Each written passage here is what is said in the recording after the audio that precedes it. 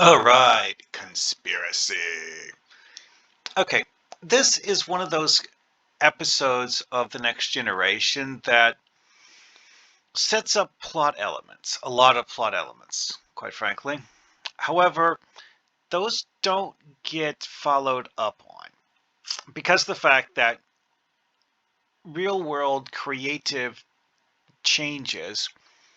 They had been in the first generation of Star Trek The Next Generation trying to come up with a new big bad. Because TOS didn't really have a big bad. They had several smaller powers and random aliens that the crew would fight, but they didn't have a big overarching threat that they could just whip out and have as a threat over and over again. They had to come up with new threats constantly. And the Romulans and the Klingons in the Next Generation got used differently than they've been in TOS. And in TOS, they weren't even like big bad sorts of threats. They were enemies you would often negotiate with and then go home and not actually fight. So for the Next Generation, they decided they wanted to come up with a big bad, an alien entity that they could just have show up as many times as they want and always be a deadly threat. Well, one of the ideas that they had was actually an insectoid race that were utterly alien because of the fact that they weren't human and would do things that humans wouldn't even think of because humans just couldn't. And this scene here is one of the most brutal scenes they ever put in any Star Trek episode, and in fact set a standard of gore that was deemed by later production standards to be excessive, and they intentionally made later works have less gore than this one. Even though me looking at this, I'm like, oh yes, that looks about as realistic as a prop I would find at a Halloween party. Because realistically, I mean, like the forearm is just kind of like flopping. These things are obviously made of plastic, and so on and so forth. But this is the remains of Dexter Remmick. Someone will talk about a little bit. So, the plot of this episode, and the reason why it is such a... Okay, from an in-universe standard, this was the equivalent of starting a new quest chain. Like, the starting episode of a new story arc. Like, oh, we're going to a new place and fighting a new group of enemies. This is the introductory to them. An enemy we never meet in the actual TV series, but you, writing a TTRPG module, have fun with that. Because anything that the TV show introduces a plot point and didn't follow up on is fair game in a TTRPG like Star Trek Adventures. Go all the way off the deep rails if you want to. Now, the basic premise of this is actually one of those like insanely like over the top. It's one of the few times in Star Trek you see the writers go full James Bond. Okay, DS9 also went full James Bond in a way that this doesn't. And when I say doesn't, I mean they did that thing with a humorous way of doing full James Bond. But Cardassian story arcs often involve James Bond-like stuff. Well, this isn't a Cardassian story. And this one goes full James Bond when dealing with non-humanoid entities. And that makes it come out very differently in how it's played. So, the starting, as you may have read off of the screen, is that an old friend of Picard, someone I think he said that he went to the, oh, you know what, I'll just click over to his page.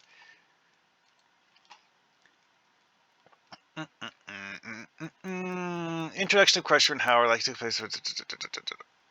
Yeah, oh, someone who had been an old acquaintance of Jean-Luc Picard's and had known him for many years and had decided to contact him because he felt that he was someone that he could probably trust with this incredible, life-shaking uh, revelation that he was going to make. Now, one of the things about this character that's interesting is that he's a plot critical story NPC who you are not expected to keep around.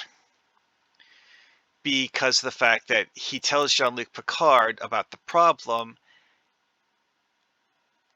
and almost immediately afterwards dies. Which, of course, exists as a way to uh, coax Jean-Luc Picard into investigating his claims, which were terrifying and something that Jean-Luc Picard wasn't, certain he was going to take seriously at first. And it's like, well, I mean, are you really sure it's that bad? Even though he has a group of 3 Starfleet captains telling him how bad it is. Unfortunately, Keel did not know the nature of the problem. He knew that there was a problem, but he hadn't figured out what it was yet. And that was what Picard needed to do. Because, like, Keel, Rix, and Scott, none of them actually knew what the conspiracy at the core of this episode was caused by. They didn't know whether this was insurrectionists trying to take over Starfleet from the inside, or an unknown alien entity attempting to infiltrate the Federation. All they knew was that something that didn't look right was going on, and they wanted Picard to help them get to the bottom of it. Well, one thing that's notable here is that the USS Horatio is apparently sabotaged by the, well, bluegills. See, the aliens who we see in this here are often referred to as bluegills because of the fact that when they have taken a host, you can see part of them sticking out of the back of the host's neck. How exactly they do this without causing severe structural whatever to the person that they are infesting is unknown.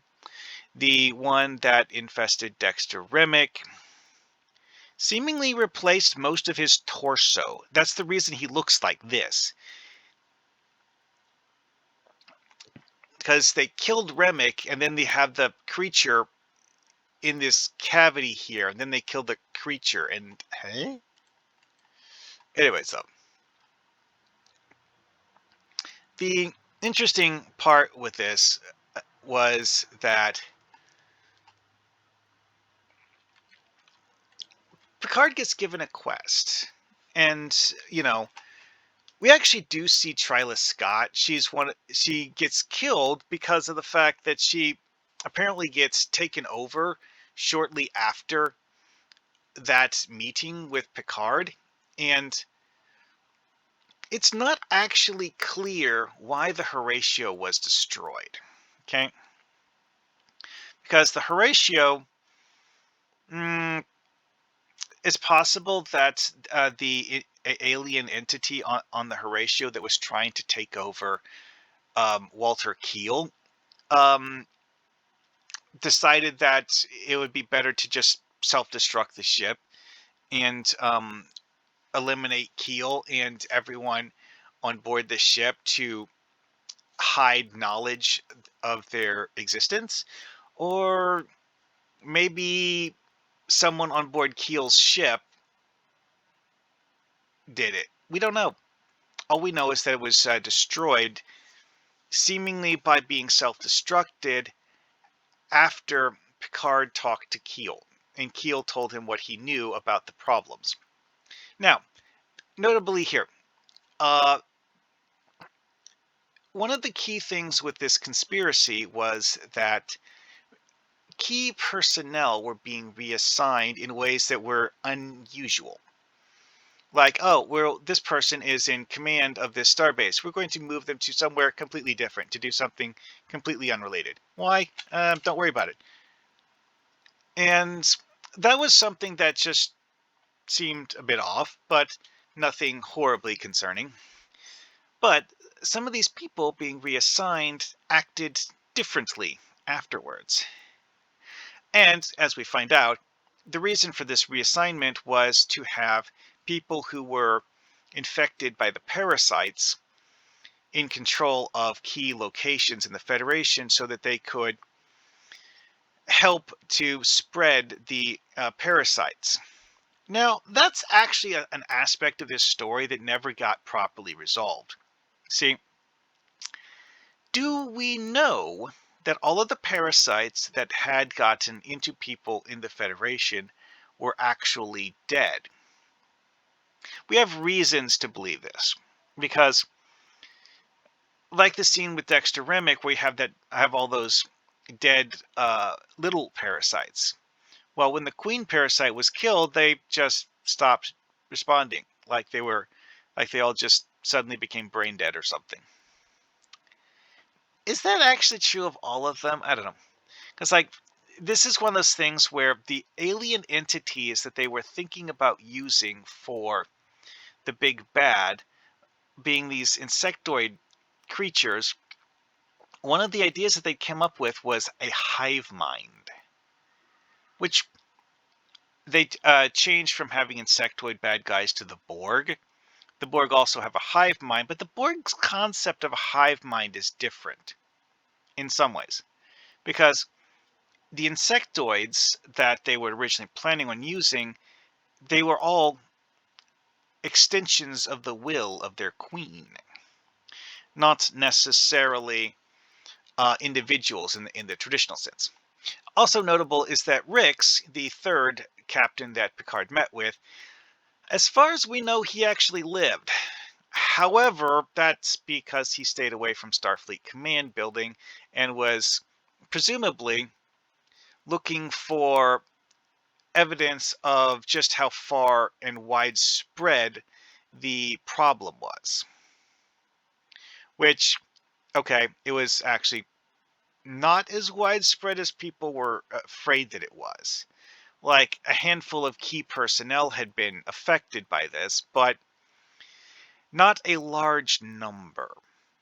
However, again, it was key personnel, not random uh, guys all over the place. And it is believed that the majority of them, at least, we think the majority of them, went back to normal, and the parasites were removed from them all. We think. Now that's something that you could have fun with writing a TTRPG module. The neural parasites have many unanswered questions about them, such as how do you decide the difference between the queen neural parasite and the rest of them?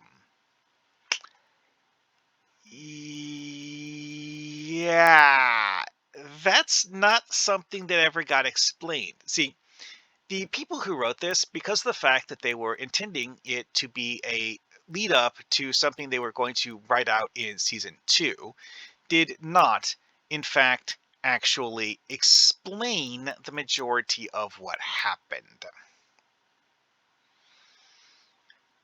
See, Dexter Remmick, as the parasite host,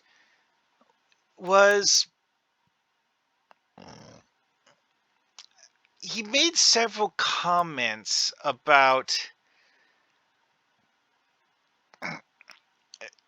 a variety of things that we don't understand. Like his claim about wanting peaceful coexistence with humans. That actually might be true to a certain extent. See, because these parasites want to live in humans. They don't want to kill humans. They want to take over the Federation and live in the Federation. They don't want to destroy the Federation. And that is, an interesting thought on this. And what exactly is the nature of the civilization that these entities came from? Okay, the Star Trek Online take on this is that they were more or less created to be biological weapons and used to destroy the enemies of the people who created them from the inside, and so on and so forth, and weren't really a civilization in their own right. But that's the Star Trek Online take on it. Actually, writing them as their own unique civilization could be rather interesting because, okay, if we are going to go with the Starship Troopers analogy, because I'm struggling to think of a major IP that actually has a proper civilization of giant bugs, because of the fact that it is prohibitive to actually do live action works that involve giant bugs as an alien race. And like a proper galactic power that's an alien race too. And the Starship Troopers version of it is that the majority of them are actually like expendable cannon fodder. And one of the things that's noteworthy about the version of possession used by the bluegill parasites is that the parasite does in fact seem to have a limited ability to read the memories of its host. The parasite's goals are different than those of the host, but since it can partially read the host's memories, it has some idea of how the host would have normally responded to things and can thus mimic them. It's just that, as mentioned by Twyla Scott when she's talking to Picard, the logic of how they deduced that Picard wasn't affected was based on Picard's ability to keep a story straight and precisely and clearly remember things that had happened years prior. Which, why exactly the parasites are having an issue with that is unclear, but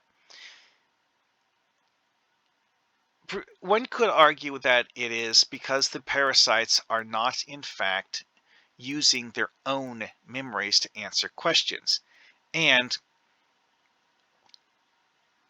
if you have them trying to look up information about their host that they previously didn't know, that's not as quick and easy as a person simply remembering something. And that, was apparently a critical weakness in the parasites' ability to imitate their hosts and avoid suspicion. And that's something that you could have a lot of fun with in a TTRPG. Because this was a setup. The entire episode was set up for a story. It wasn't the main event. Writing the main event. Oh, there's a lot of writing to do there. That is something you could have a lot of fun with in a TTRPG. And that is actually like the main thing that I would have as takeaway here. Like there's several things that get introduced, like, like they have New Orleans class ships as some of these. Like Walter Keel and the Horatio was an ambassador class vessel. The other two, the Thomas Paine and the Renegade, those were both New Orleans class ships. That was actually the reason why Data and Worf were so certain that the wreckage they found was the Horatio, is because it was a larger vessel than the Thomas Paine or the Renegade, and the amount of debris was consistent with a larger vessel. Also noteworthy is that we actually have some reason to believe that Rix lived, because the Thomas Paine did not get destroyed. And okay, maybe possibly an infiltrator just killed Rix.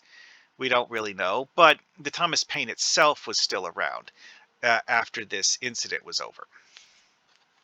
Anyways, another aspect of this that got introduced is something that got spelled out, that gets alluded to in vague terms in several episodes, and isn't necessarily central to the plot of this, but it's like basic world building for the Federation that gets left out of so many episodes, is that the Ditalics Mining Company is responsible for many of the materials that are being used for Federation production, and creating the supplies that the Federation is using by mining various planets. Now, Ditalics B, that's not the, shall we say, astrometric name. Mira Antilia 5 is the astrometrics name. Ditalics B is apparently the second mining colony the Ditalics Mining Company has. This, seen here, is a random room that was habitable on the surface that is not currently occupied by the miners, but is something that is presumably used as part of their mining stuff when they're actively mining stuff. Now, we don't really know enough about what they're mining or how they're mining it to be certain about this, but it does seem that Rix, Keel, and Scott came here because it's a location that very few people actually look at. And possibly that the Ditalics Company was not at the time actively using anything on the entire planet. Maybe, possibly, we don't really know. That's vaguely alluded to and not really a whole lot actually explained with it. Although they did give us a quick snapshot of the system that the world was located in. As I mentioned before, it is the fifth planet of the system, but it's actually a rather hot planet on the day side. It's tidally locked, so it doesn't have a proper day-night cycle. So the hot side, yeah, it's kind of bad. But the location they met is in the temperate zone in the delineation area here, where it's not fully baked, it's not fully cold, blah blah blah, whatever. A lot of people in real life think that a planet like this, if it has an atmosphere thick enough to be breathable, which this one does, would have enough convection that it would not in fact have the entire night side and day side. But a lot of writers go with the idea that that convection is what creates the habitable zone at the perimeter. Whatever. Anyway, though, the way that this episode handles the Ditalics Corporation is actually thrown in as just fluff. It's like, oh, here's where we're going to meet. Here is what we're meeting at. But the fact that it goes into that level of detail is something that almost no other episode actually talks about. And that's something that's interesting, but not necessarily something you would need to use in a conspiracy-oriented episode, but episodes that involve like day-to-day minutiae of life in the Federation, that would be useful for. Although a conspiracy episode does need to use day-to-day minutiae because reasons. Anyway, though, yeah, so much food for thought here, and a lot of what you would have to do is based on the exact specifics of the story you personally want to tell, but have fun with that. There are so many things you could do with an episode like this. And with that, I would say, see you next time.